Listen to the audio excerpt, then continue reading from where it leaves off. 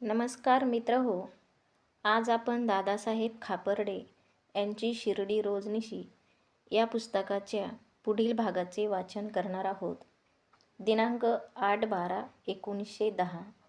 सकाळी प्रार्थनेनंतर आम्ही साई महाराजांचे ते नित्याप्रमाणे बाहेर निघताना दर्शन घेतले. नंतर दुपारी महाराजांच्या दर्शनास गेलो, परंतु आम्हाला लागलीच माघारी परतावे लागले, कारण ते त्यांचे चरण धूत होते. त्यावेळी बाळासाहेब सहस्रबुद्धे, मी, माझा मुलगा आणि आज सकाळी आलेले आणखी एक गृहस्थ असे आम्ही एकत्र होतो. तेव्हा तात्यासाहेब नुलकर आमच्यासोबत नव्हते. त्यानंतर आम्ही पुन्हा महाराजांच्या दर्शनाला गेलो, पण साईसाहेबांनी आम्हाला लागलीच निरोप दिला, म्हणून आम्ही परतलो. ते कुठल्या तरी गहन विचारात अगदी गढून गेले असल्याचे दिसले.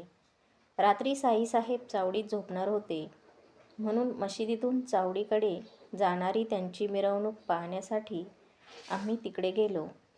मिरवणुकीचे दृश्य खूपच विलोभनीय होते. वर उल्लेखिलेले गृहस्थ एक पोलीस अधिकारी आहेत. मला वाटते ते हेड कॉन्स्टेबल असावेत. बेहिशेबी मालमत्ता जमा केल्याच्या आरोपावरून त्यांना सेशन कोर्टात उभे करण्यात आले होते. यातून आपली जर निर्दोष मुक्तता झाली तर आपण साई महाराजांच्या दर्शनास येऊ, असा त्यांनी नमस केला होता. सुदैवाने त्यांची त्यातून सुटका झाली व बोलल्याप्रमाणे आपला नवस फेडण्यासाठी ते शिर्डीस आले होते.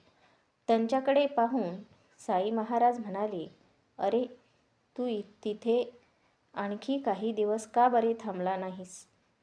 त्या तेथील गरीब बिचाऱ्यांची घोर निराशा झाली असेल. साई महाराज हे दोनदा बोलले. त्या भल्या गृहस्थांच्या मित्रांनी त्यांना त्यांच्या तिथे थांबण्याचा खूप आग्रह केला होता, परंतु ते गृहस्थ तेथे अधिक न थांबता बोललेला नवस फेडण्यासाठी त्वरेने येथे आले होते, हे आम्हाला नंतर समजले. त्या गृहस्थांनी साईसाहेबांना यापूर्वी कधीच पाहिले नव्हते आणि साईसाहेबांनीही त्या गृहस्थास यापूर्वी कधीच बघितले नव्हते. असे असतानाही साई महाराजांनी त्या गृहस्थांना नेमके कसे ओळखले व त्यांच्या बाबतीत घडलेली घटना त्यांना साद्यंत कशी कळली, हे एक आम्हाला आश्चर्य वाटून राहिले आहे. पुढील भागाचे वाचन दिनांक 9/12/1910. मी आणि माझ्या मुलाने शिर्डीहून आज